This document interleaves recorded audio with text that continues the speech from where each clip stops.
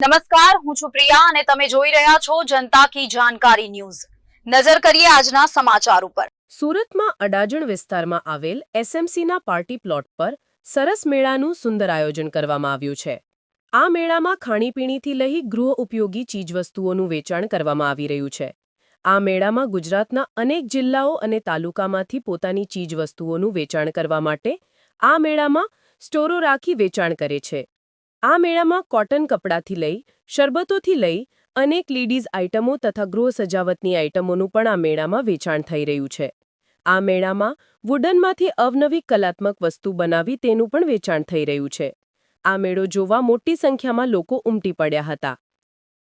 Reporter Sunil Ganjawala, Surat.